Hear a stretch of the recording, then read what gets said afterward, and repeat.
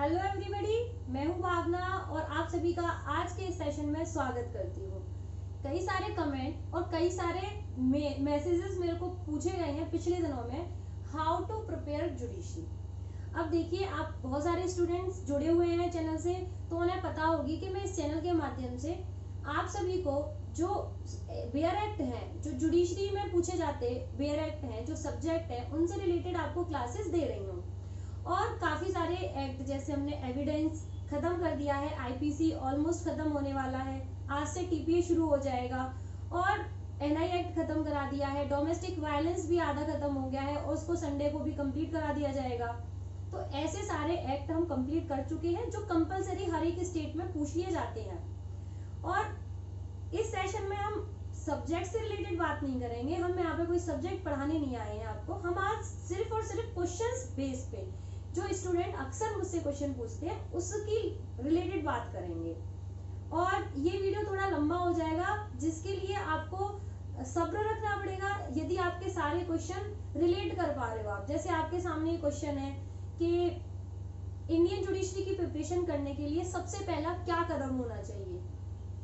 क्या मैं 10+2 के बाद में लॉ करूंगी तो मुझे कितना टाइम लगेगा कि मैं पहली बार में ही जुडिशरी का एग्जाम क्लियर कर दूं। दूसरा, किस स्टेट को चूज करूं, कौन सा स्टेट सही रहेगा जिससे मैं आसानी से एग्जाम को क्लियर कर पाऊं। या कंपैरेटिवली हम देखते हैं कि हर एक स्टेट में लगातार वैकेंसीज नहीं आती हैं, कुछ एक आध को छोड़कर। तो कौन सा स्टेट हमें चूज करना चाहिए जिस स्टेट से हम जल्दी से एग्जाम देके और पास हो जाए। तीसरा क्वेश्चन आता है कि एलएलबी के बाद में कितना टाइम लगता है एक एग्जाम को क्लियर करने के लिए।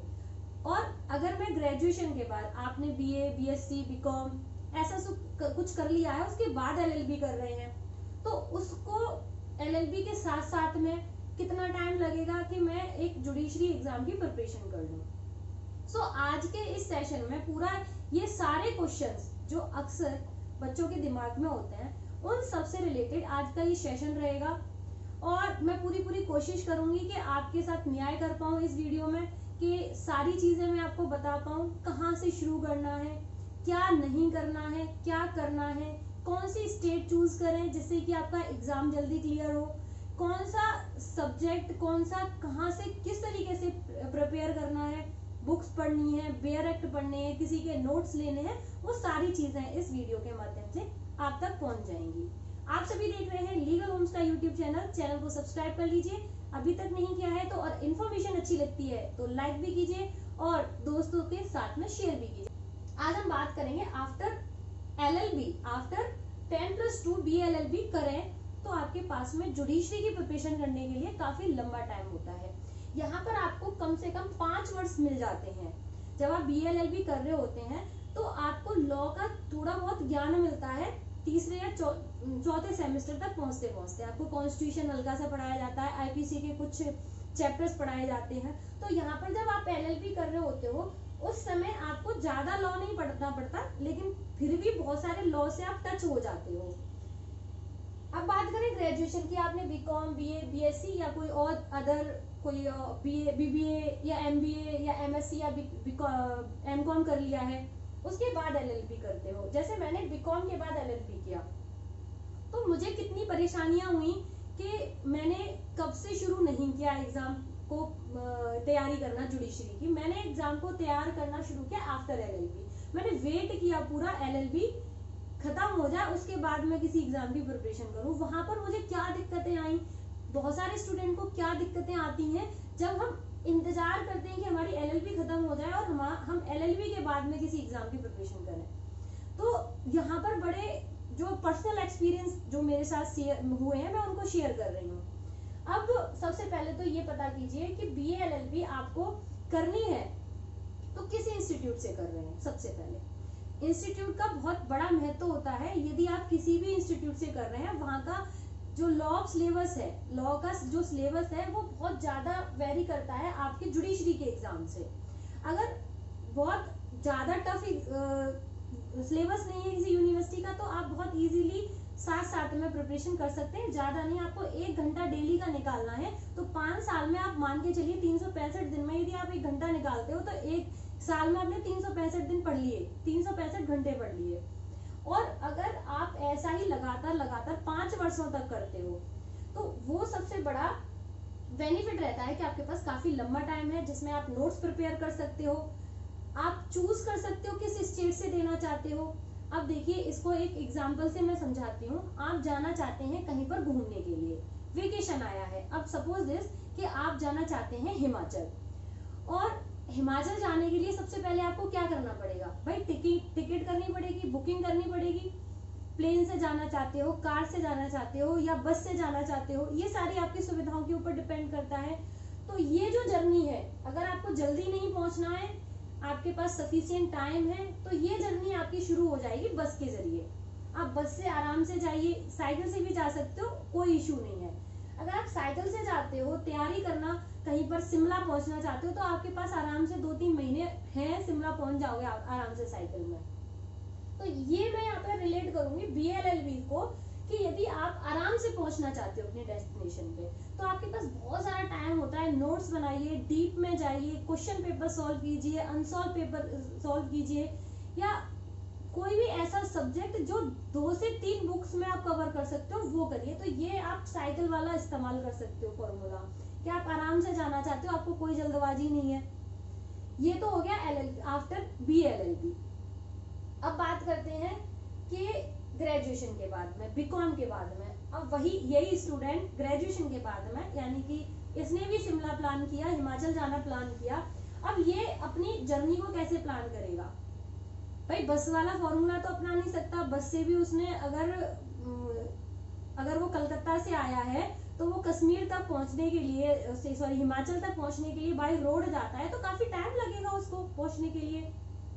वो क्या करता है, वो अपनी पर्सनल टैक्सी कर लेता है, अपनी पर्सनल टैक्सी कर लेता है, साइकिल की बजाय वो पर्सनल टैक्सी से जाना पसंद करता है। अब यहाँ से वो स्टूडेंट, उसको क्या करना पड़ेगा, पर्सनल टैक्सी के लिए उसको कम टाइम है उसके पास में, इस वजह से उसने अपनी पर्सनल टैक्सी की है। अब यहाँ पे अगर रिलेट कीजिए इस चीज को कि आप जुडिशरी पर जाना चाहते हो और आपके पास कम टाइम है और आप पर्सनल टैक्सी के थ्रू आप अपनी जर्नी क्लियर करना चाहते हो। इसमें आपको टाइम लग सकता है। जब आप ग्रेजुएशन में आ जाते हो और ग्रेजुएशन LLB के फर्स्ट ईयर में होते हो तो आपके पास 3 साल का वक्त होता है, यानी BLLB के कंपैरिजन में 2 साल कम होते हैं आपके पास। तो आप आराम से टैक्सी से 3 साल में पहुंच जाओगे। 3 महीने में मान के चलें कि 3 महीने लगते हैं आपको टैक्सी से पहुंचने में, किसी भी वजह से आराम से, कोई दिक्कत नहीं है। सिलेबस लीजिए जिस स्टेट से, अभी स्टेट के ऊपर आएंगे कि किस स्टेट में अपने को अप्लाई करना है। यहाँ पर आप LLB कर रहे हैं, उस वक्त आप कौन सी जर्नी तय करते हैं। आप जल्दी जाना चाहते हैं जुडिशरी में तो आप प्लेन ले सकते हैं। प्लेन का मतलब है 6 से 7 घंटे का आप सफर करके जल्दी से जुडिशरी में पहुंचना चाहते हैं, तो ये आपके लिए फॉर्मूला LLB में अप्लाई करेगा आफ्टर LLB। तो वहां पर आपको कॉन्सेप्ट भी समझ नहीं आएगा, आपको ये भी नहीं पता चलेगा कि कलकत्ता से हिमाचल पहुंचने में कितने रोड पड़े, कौन सी स्टेट पड़ी, ठीक है। तो वहां आपको जल्दी जो बाई ईयर आप आओगे तो आपको क्या पता चलेगा, रोड वगैरह का, खड्डों का भी पता नहीं चलेगा। लेकिन यहाँ आपको प्रॉपर खड्डों का भी पता चलेगा, गाँव का भी पता चलेगा, रेलवे स्टेशन का भी पता चलेगा, सब चीजों का पता चलेगा जब आप BLLB करके जुडिशरी की प्रिपरेशन करना चाहते हो। तो यहाँ पर आपको हर एक एक्ट से रिलेटेड प्रोविजन समझने पड़ेंगे। क्यों बना ये एक्ट, किस पे एप्लीकेबल है, कितने इसके केसेस हैं, कितनी बार इससे क्वेश्चन में पूछा गया है ये क्वेश्चन। तो आपके पास रिसर्च करने का काफी लंबा टाइम मिल जाएगा। तो यहाँ नोट्स भी बना लोगे, आप अपने पुराने प्रीवियस पेपर भी सॉल्व कर लोगे, सारी चीजें आपको BLLB में करने को मिल जाएंगी क्योंकि सफिशिएंट टाइम है आपके पास। दूसरा, LLB में आते हो तो आपके पास इतना रिसर्च करने का टाइम नहीं होता, लेकिन आप जो सब्जेक्ट अपनी LLB में पढ़ रहे हो उसको साथ साथ में अच्छे से नोट्स बनाकर भी पढ़ सकते हो। इतना डीपली जाने की जरूरत नहीं है। वहां पर आप उथला पुथला देख सकते हो कि ये क्वेश्चन कितना इंपॉर्टेंट है, ये धारा कितनी इंपॉर्टेंट है, कितना क्वेश्चन कई बार पूछे जाते हैं, तो उस पर ज्यादा फोकस रहोगे। ज्यादा लॉ ना पढ़ के अपना सीमित लॉ पढ़ोगे, जो सब्जेक्टिव है, जो आता है, जो सिलेबस में आता है, उसको ही आप पढ़ोगे। अब आते हैं LLB पर। LLB करने के बाद आपके पास टाइम नहीं होता क्योंकि आपकी उम्र भी 20 से 25 की हो चुकी होती है और आप एलिजिबल, पूरा परिपक्व होते हो, लॉ का विशेष ज्ञान हो जाता है आपको। उस स्थिति में आप स्मार्ट वर्क करते हो। स्मार्ट वर्क जैसे कि आपने 6 से 8 महीने का अच्छा सा स्टडी प्लान बनाया और आपको कुछ भी करने का नहीं है। यहाँ का आप कॉलेज भी जाओगे, यहाँ आप कॉलेज जाओगे, लेकिन यहाँ कॉलेज नहीं जाना है, सिर्फ या तो कोचिंग संस्था जाओगे, यदि कोचिंग में जाना चाहते हो और सेल्फ स्टडी करना चाहते हो तो आपके पास सफिशिएंट टाइम है। अपने आप सफिशिएंट टाइम में 8 से 10 घंटे का टाइम टेबल बनाओ, उसके अकॉर्डिंग आप अपना सेल्फ स्टडी करते रहो। तो यहाँ आपको स्मार्ट वर्क करके 8 से 10 महीने में भी आप जुडिशरी का एग्जाम क्लियर कर सकते हो। ये तो आ गई टाइम की बात, हमने कितना टाइम आपको देना है। अब बात आती है कि किस स्टेट को चूज करें, कौन सी स्टेट चूज करें जिससे कि हम प्रॉपर अपने उस जो ड्रीम है हमारा जुडिशरी में जाने का उस तक पहुंच जाए फर्स्ट टाइम में। तो देखिए अभी हमने वही एग्जांपल लिया, आप जाना चाहते हैं शिमला, ठीक है, और आप घर से प्लान करके निकलते हैं शिमला ही जाना है। उसी तरीके से जुडिशरी की प्रिपरेशन करने के लिए आपको कोई ना कोई एक स्टेट पे आपकी अपनी टिकट लेनी पड़ेगी उस स्टेट की, कि भाई मैं इस स्टेट पे जाना चाहता हूँ, उसी स्टेट की जुडिशरी की प्रिपरेशन करूंगा। अब मान के चलिए आप बिहार से हैं और आप यूपी की टिकट ले लेते हैं, यूपी घूमना चाहते हैं, तो बिल्कुल घूमिए, कोई दिक्कत नहीं है, बट एक स्टेट आपको कंफर्म कर लेनी है कि इसी स्टेट का एग्जाम क्लियर करना मुझे। उसका ब्यौरा निकाल लीजिए भाई। अगर आप हिमाचल जाना चाहते हो तो हिमाचल का क्या निकालोगे, नक्शा निकालोगे, कौन सी जगह घूमने की है, कौन सी जगह मुझे ज्यादा जाना चाहिए, किस पे ज्यादा विशेष ध्यान देना चाहिए, कौन सी जगह मैं जहाँ से फोटो अच्छे से क्लिक कर पाऊंगा, जहाँ पर मेरी अच्छी मेमोरी बन पाएंगी। तो वहीं पर यदि आप जुडिशरी में जाना चाहते हैं तो सबसे पहले आप क्या करेंगे, उस स्टेट का सिलेबस निकालेंगे और सिलेबस निकालने के बाद में वो टिक करेंगे कि ये मेरे को आता है और ये मेरे को नहीं आता है। उसके प्रीवियस ईयर के क्वेश्चन पेपर निकालेंगे, कितनी बार कौन सा क्वेश्चन कहाँ कब पूछा गया है, किस एक्ट पर विशेष ध्यान दिया गया है, किस पॉइंट पर विशेष ध्यान दिया गया है, क्योंकि भाई उत्तर प्रदेश में जीएस का भी पार्ट कवर है, हालांकि बिहार में भी जीएस का पार्ट कवर है, लेकिन क्वेश्चन थोड़े अलग अलग पूछे जाते हैं। बिहार और छत्तीसगढ़ में एक जैसे क्वेश्चन पूछे जाते हैं, उत्तर प्रदेश और उत्तराखंड में एक जैसे क्वेश्चन पूछे जाते हैं, दिल्ली, पंजाब और हरियाणा में एक जैसे क्वेश्चन पूछे जाते हैं, राजस्थान और गुजरात में एक जैसे क्वेश्चन पूछ लिए जाते हैं। तो आपको वो कंपैरिजन देखना पड़ेगा कि किस एक स्टेट को मैं चूज करूं जिससे मेरे को जल्दी से मेरी डेस्टिनेशन पहुंच जाए और मैं उसको ड्रीम को फुलफिल कर सकूं। समझ पा रहे हैं उसको? तो यहाँ पर आपको सबसे पहले क्या करना पड़ेगा, स्टेट चूज करने के लिए सब्जेक्ट चूज करना पड़ेगा, प्रीवियस ईयर पेपर सॉल्व लेने पड़ेंगे, कोई गाइड वगैरह चूज करनी पड़ेगी और उस स्टेट में जाकर आपको कोई कोचिंग भी लेनी पड़ेगी। तो ये तो आ गई, हम हर तीन पर हम ये फॉलो करेंगे। बीएलएलबी कर रहा है कोई स्टूडेंट, एलएलबी कर रहा है और एलएलएम ग्रेजुएशन के बाद में एलएलबी कर रहा है, राइट। अब क्वेश्चन आता है कि मैं रहने वाला उत्तर प्रदेश का हूँ लेकिन मैं राजस्थान जाना चाहता हूँ। बिल्कुल जाइए, कोई मना ही नहीं है राजस्थान जाने में, पर आपको ये नहीं करना कि राजस्थान भी देख लो और उत्तर प्रदेश भी देख लो, बहुत फर्क पड़ जाता है। उत्तर प्रदेश में जीएस का पार्ट कवर होता है, राजस्थान में कोई जीएस का पार्ट कवर नहीं होता। वहाँ हिंदी इंग्लिश पढ़ी जाती है, फर्स्ट पेपर में जो पीटी का पेपर होता है उस पर हिंदी इंग्लिश आती है, लेकिन उत्तर प्रदेश में जीएस का और लॉ का पार्ट आता है। तो बहुत डिफरेंट हो गया भाई, यहाँ पर आपको दिमाग ज्यादा लगाना पड़ेगा, बस अर्थात आपको राजस्थान में कम दिमाग लगाना पड़ेगा, अदर सब्जेक्ट में दिमाग लगाना पड़ेगा। आप चाहते हो कि मैं उत्तर प्रदेश का रहने वाला हूँ, बिहार में जाकर प्रिपरेशन करता हूँ, बिहार के जुडिशरी एग्जाम की प्रिपरेशन करता हूँ, बिल्कुल जाइए, कोई दिक्कत नहीं है, कोई परेशानी नहीं है। लेकिन वहीं बिहार की वैकेंसी ना आकर पंजाब की वैकेंसी, हरियाणा की वैकेंसी आ जाती है और आप कहते हो कि तैयारी तो मैं कर ही रहा हूँ, 1-2 लोकल एक्ट पढ़ लूंगा और हरियाणा और पंजाब ही दे आता हूँ। भाई यहाँ आप हो जाओगे कंफ्यूज। तो आप कंफ्यूजन वाले स्टेट को चूज ना करें, आप भले जोड़े में चूज कर लें। बिहार छत्तीसगढ़ का सिलेबस सिमिलर एक जैसा ही, क्योंकि छोटे बड़े भाई हैं, एक जैसा ही आता है। मध्य प्रदेश और छत्तीसगढ़ का एक जैसा ही आता है, वो ले सकते हैं। उत्तर प्रदेश उत्तराखंड का एक जैसा पेपर आता है, एक जैसे सिलेबस है, क्योंकि उत्तर प्रदेश उत्तराखंड का ही भाग था, पहले उत्तराखंड उत्तर प्रदेश का ही भाग था। तो उस स्थिति में आप उत्तर प्रदेश और उत्तराखंड को एक साथ ले सकते हो, दिल्ली, पंजाब और हरियाणा को एक साथ ले सकते हो, हिमाचल को भी ऐड कर लो, क्योंकि कहीं ना कहीं हिमाचल भी पंजाब का ही जैसा पेपर उसके लिए और सिलेबस वगैरह बन के आता है।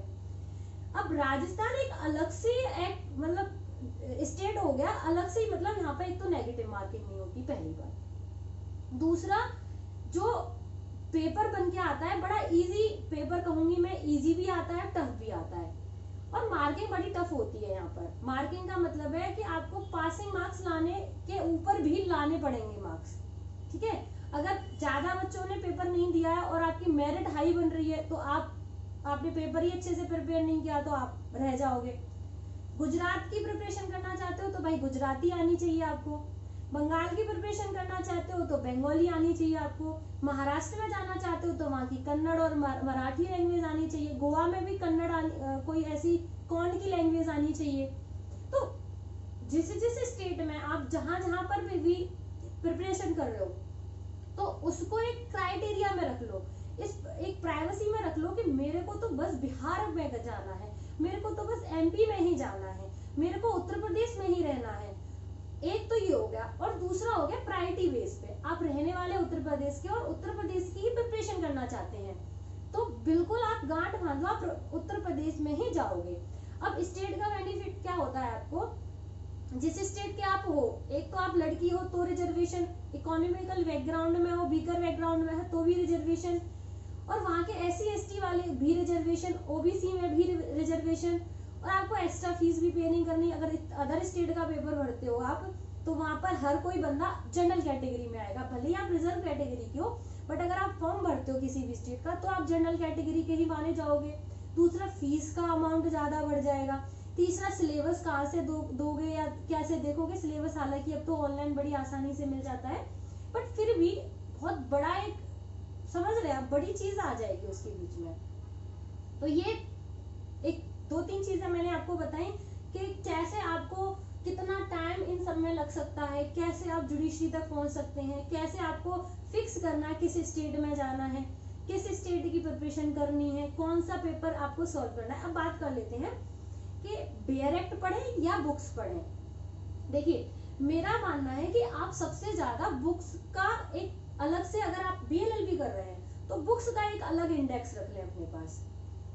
यहाँ पर अगर BLLB के टाइम पे अगर आप बुक्स के साथ साथ बेयर एक्ट भी रीड करते हो तो सफिशिएंट है आपके लिए, टाइम भी काफी आपके पास, और लंबा टाइम है बुक्स को पढ़ने के लिए, आपके पास टाइम भी होना चाहिए ज्यादा, और आपको शॉर्ट नॉलेज लेनी है, बुक्स नहीं पढ़नी, बेयर एक्ट पढ़ना है। तो आप LLB के टाइम जब आप बीकॉम के बाद या BA के बाद में LLB करते हो तो वहां पर आप बेयर एक्ट भी प्रेफर कर सकते हो, बुक भी। लेकिन यहाँ मैं कहूंगी ये इनिशियल स्टेट है जहाँ पर आपको अपना बुक के साथ साथ में बेयर एक्ट पे कमांड करनी पड़ेगी, और आप स्मार्ट वर्क करना चाहते हो, सिर्फ और सिर्फ लॉ को जानना चाहते हो, और आफ्टर LLB आप प्रिपरेशन कर रहे हो जुडिशरी की, तो वहां पर आपको बेयर एक्ट ही प्रेफर करना चाहिए।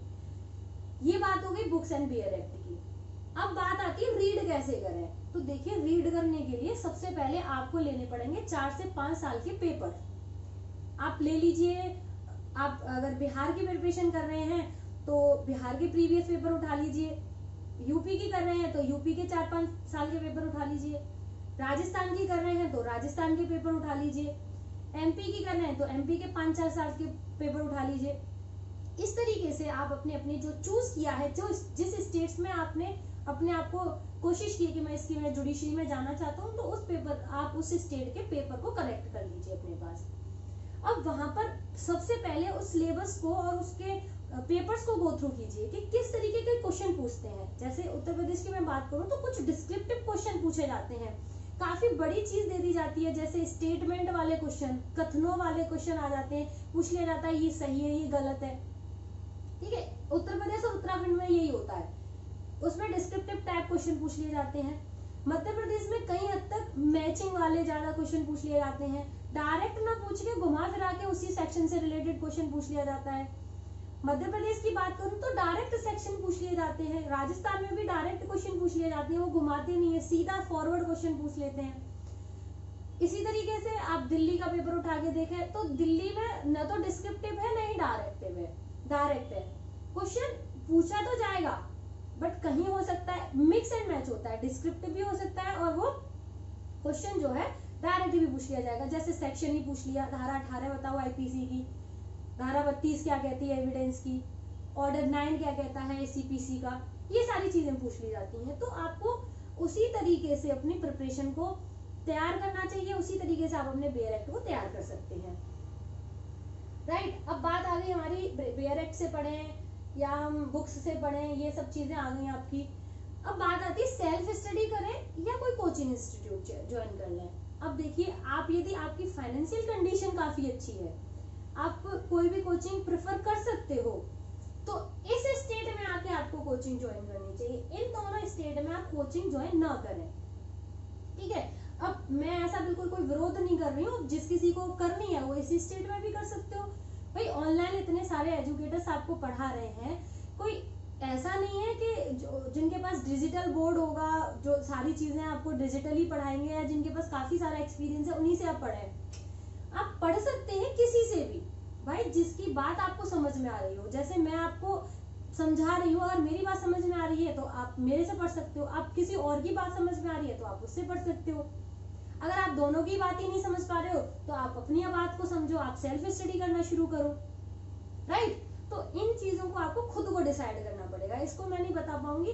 अगर हाँ फाइनेंशियल कंडीशन ठीक है तो यू कैन गो दिल्ली या इलाहाबाद या पटना, जहां भी आप जाना चाहते हो। बट बात आती है सेल्फ स्टडी करने की। सेल्फ स्टडी करें तो मैंने आपको बता ही दिया कि पेपर उठा लीजिए, सिलेबस उठा लीजिए और उसी के अकॉर्डिंग बेयर एक्ट को रीड करना शुरू कीजिए। अब बात आती है कि जुडिशरी में जाने के लिए 3 फेजेस होते हैं। पहला फेज होता है पीटी वाला, हर कोई क्लियर कर लेता है उसे, भाई जो उसने अच्छे से लॉ पढ़ लिया वो हर कोई क्लियर कर लेगा। पीटी क्लियर करने के बाद आती है मेंस की बात। तो मेंस में आपको बीएलएलबी और एलएलबी में काफी अच्छा टाइम मिल जाता है। यहाँ पे आपको राइटिंग करनी पड़ती है, तो यहाँ भी आप राइटिंग कर रहे होते हो, यहाँ भी राइटिंग कर रहे होते हो, और ज्यादातर ध्यान देना चाहिए आपको राइटिंग पर, विशेषकर जब बीएलएलबी और एलएलबी कर रहे हो। घास खोदनी नहीं है भाई, आपको बहुत प्यार से क्लीन नोट बनाने हैं। आपके नोट जो आप राइटिंग करें, आप डॉक्टर वाली राइटिंग ना लिखें, किसी प्रोफेसर की राइटिंग को लिखें। राइट, तो प्रोफेसर की राइटिंग का मतलब है अच्छा अच्छा साफ साफ लिखें, जिससे कि आप भी समझ सकें और सामने वाले आपके आंसर को पढ़ के भी प्रभावित हो सके। ऐसे क्वेश्चन पढ़ना, मतलब ऐसे राइटिंग करना शुरू कीजिए। तो दूसरा पार्ट हो गया राइटिंग का। आपको विशेषकर ध्यान देना पड़ेगा, जब मेंस देते हो, मेंस लिखोगे तो वहां पर आपको राइटिंग का विशेष ध्यान देना पड़ेगा। तो आप आज से ही प्रैक्टिस शुरू कर दीजिए, एक पेज देखकर, बिना देखकर, जैसे आपकी इच्छा हो वैसे करना शुरू कीजिए। दूसरा लैंग्वेज। लैंग्वेज में ना आपकी लैंग्वेज बहुत सादा हो और ना ही आपकी ज्यादा लैंग्वेज आपकी बहुत ही लीगल हो, मतलब क्लिष्ट नहीं होनी चाहिए, सामने वाले को भी समझ में आ जाए और आप पढ़ो तो भी आपको समझ में आ जाए। सिंपल हो, साधारण हो, लॉ भी हो, थोड़ा सा साधारण शब्द भी हो। आपको भाषा का ज्ञान ना बुक्स से मिल सकता है। जब आप कोई एक्ट पढ़ते हो और उसकी बुक पढ़ते हो, एक्ट में क्या है, वही चीज छोटे रूप में दे रखी होती है, ठीक है। और कोई चीज जब बुक में होती है तो उसमें एक व्याख्या करके उस एक्ट की व्याख्या करके लिखी होती है, ठीक है। तो इस तरीके से यदि आप जब तैयारी करते हो किसी भी एग्जाम की, जब मेंस की बात आती है तो उसका विशेषकर ध्यान देना चाहिए आपको राइटिंग अच्छा लिख पा रहे हो कि नहीं। तो राइटिंग पे और लैंग्वेज पे, जब आप लैंग्वेज लिखोगे तब जो एग्जामिनर होंगे ना, वो एग्जामिनर सारे के सारे जज होते हैं, आपके सीनियर्स होते हैं, वही कॉपी चेक करते हैं। कोई प्रोफेसर कॉपी चेक नहीं करता है, जज वगैरह ही कॉपी चेक करती है। और विशेषकर जब आप लॉ का पेपर दे रहे होते हो तो आपको रीसेंट केसेस पे ज्यादा ध्यान देना चाहिए, बशर्ते है कि आपको पुराने केसेस पे नहीं ध्यान देना चाहिए। पुराने केसेस भी वो जो लैंडमार्क जजमेंट हो गए हैं, जैसे केशवानंद भारती, मिनरवा मिल्स वाला, ये तो जजमेंट सबको पता है और आज तक भी इसकी कहानी चल रही है। अभी केशवानंद भारती जी जो थे वो अभी उनका देहांत हुआ है, तो उससे रिलेटेड भाई क्वेश्चन, ये तो खैर हर किसी को मरते दम तक याद रहता है। तो ऐसे क्वेश्चंस, ऐसे केसेस भी याद होने चाहिए जो रीसेंट के हैं, सुप्रीम कोर्ट के, हाई कोर्ट के, अभी जो रीसेंट केसेस हुए 2018-19 में, ठीक है। ऐसे केसेस भी याद होने चाहिए जिससे कि एग्जामिनर जब कॉपी चेक करे आपकी तो उसमें ये पता चले कि वो, क्योंकि अभी पढ़ के आया है, वो अभी जो जज हैं वो रिसेंटली काम कर रहे हैं, थोड़े बाबा आदम के जमाने के जो जज हैं आपकी कॉपी चेक करेंगे। राइट, तो आपको केस लॉ पर विशेष ध्यान देना चाहिए जब आप मेंस लिखते हैं। अब बात करते हैं तीसरे फेज की, जो इंटरव्यू में आता है जुडिशरी के में। भाई 3 फेसेस होते हैं, मैंने आपको बताया। तीसरा फेस आता है इंटरव्यू का। किसी स्टेट में 100 नंबर का इंटरव्यू होता है, किसी में 50 का, किसी में 20 का, तो किसी में जैसे जैसे उनके प्रावधान। अब इंटरव्यू कैसे फेस करें, मैंने यहाँ तक भी देखा है ऐसे स्टूडेंट जो प्री में अच्छा करते हैं, मेंस में भी अच्छा करते हैं, लेकिन इंटरव्यू में अच्छा नहीं करते और उनके सिलेक्शन होते हैं। तो देखिए आपकी वहां पर पर्सनैलिटी देखी जाती है, नॉलेज आपकी देख ली प्रीलिम्स में जब आपने क्लियर किया कि भाई इनको अच्छा ज्ञान है लॉ का, आपकी लैंग्वेज का, आपके विचारों को जान लिया उन्होंने मेंस में कि आप लिखते कैसे हैं, आपके राइटिंग कैसा है, आपकी विचारधारा कैसी है, किसी क्वेश्चन को कैसे प्रेजेंट करते हो, आप कितना याद रखते हो, ठीक है, ये चीजें आपको वहां पे चेक कर ली मेंस में।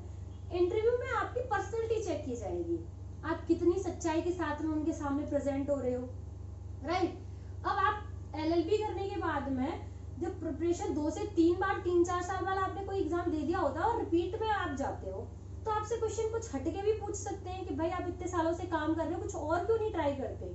आपसे कहा जा सकेगा कि आप वकालत में क्यों नहीं अपना कैरियर बनाना चाहते, तो आपका वो आंसर थोड़ा सा ऐसा होना चाहिए कि आप भी संतुष्ट हो पाए और वो सामने वाले जो एग्जामिनर हैं, जो इंटरव्यूअर हैं, वो भी संतुष्ट हो पाए आपके प्रश्न से, उत्तर से। तो आपकी पर्सनैलिटी चेक की जाएगी, आपकी तर्क शक्ति चेक की जाएगी कि आपका प्रेजेंस ऑफ माइंड क्या है। अब हर कोई ये तो नहीं कहेगा कि मेरे पापा का ड्रीम था इसलिए मैं आरजेसी मजिस्ट्रेट बनना चाहता हूँ, या मेरे माताजी का ड्रीम, सबके होते हैं। अब कोई ये भी प्रश्न ना करे कि भाई हमारी फाइनेंशियल कंडीशन ठीक नहीं है, रोज आए उसके सामने। एक बहुत छोटा सा वाक्यांश मुझे याद आ रहा है, जब हम पढ़ते थे तो हमारे एक सर ने हमसे शेयर किया था कि एक लड़की इंटरव्यू देने गई थी और वो महिला रो पड़ी थी जज के सामने, उनके इंटरव्यूअर के सामने, कि मैं विधवा हूँ, मेरा पति नहीं है, और ऐसी कुछ उन्होंने इमोशनल कहानी गढ़ी थी जिसकी वजह से उनका इंटरव्यू क्लियर नहीं किया हो पाया था। हालांकि हर कोई आपके ऊपर ये सांत्वना रखता है कि भाई आपके सहानुभूति देता है कि आप कितने जो मुश्किल वक्त से गुजर रहे हैं, तो सहानुभूति हर किसी की होती है, लेकिन ऐसी सहानुभूति से आप जॉब नहीं पा सकते हो, किसी भी अच्छी पोस्ट पे आप नहीं पा सकते हो कोई भी जो ऊंची पोस्ट है। तो सबसे ज्यादा आपको ध्यान देना चाहिए इस चीज का कि आप में प्रेजेंट करने की, जो आपके भले आपके पीठ में कितना भी दर्द क्यों ना हो, आपको सीधा खड़ा होके बात करनी है, सीधे मुंह पर ऐसे बात करनी है जैसे ना उनको बुरा लगे ना आपको बुरा लगे बोलते समय, और ना तो ज्यादा घमंड दिखाना है कि हम तो मेंस क्लियर करके आए हैं, और सादगी से वो साधारण आदमी जैसे होते हैं।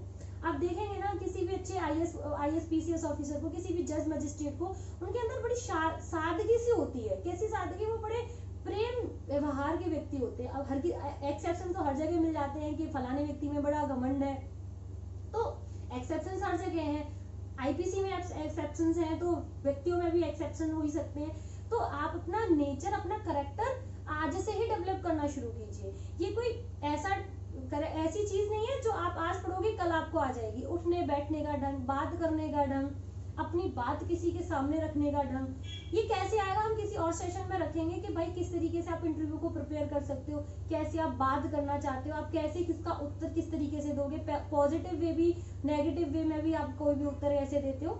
तो आई होप आज ये सेशन क्लियर हो गया होगा, आपको जितने भी क्वेश्चन आपके होंगे वो सारे क्लियर हो गए होंगे। काफी बड़ा सेशन था, जैसा कि मैंने शुरू में भी कहा था कि काफी बड़ा सेशन हो सकता है, तो पूरा क्लियर मैंने आपको सब बता दिया है। अब हम एक एक स्टेट से रिलेटेड, जैसे बिहार में अगर प्रिपरेशन करना चाहते हो तो बिहार से ही रिलेटेड एक सेशन को लेके आएंगे, जिसमें आपको सिर्फ और सिर्फ बिहार से ही रिलेटेड चीजें बताई जाएंगी कि बिहार का एग्जाम कैसे क्लियर करना है, यूपी का एग्जाम कैसे क्लियर करना है, मध्य प्रदेश का एग्जाम कैसे क्लियर करना है। हालांकि अभी बिहार की 221 वैकेंसी आई भी हुई है, जिसका एग्जाम दिसंबर में होना है। मैंने नोटिफिकेशन के जरिए आपको बताया भी और सिलेबस भी बताया है। फिर भी हम एक बार डिस्कस कर लेंगे ऑन बोर्ड, ऑन स्क्रीन, जिससे कि आपके कोई भी क्वेश्चन जो रह जाते हैं वो ना रहे। सो आज के सेशन को मैं यहीं खत्म करती हूँ। Have a great day, bye bye.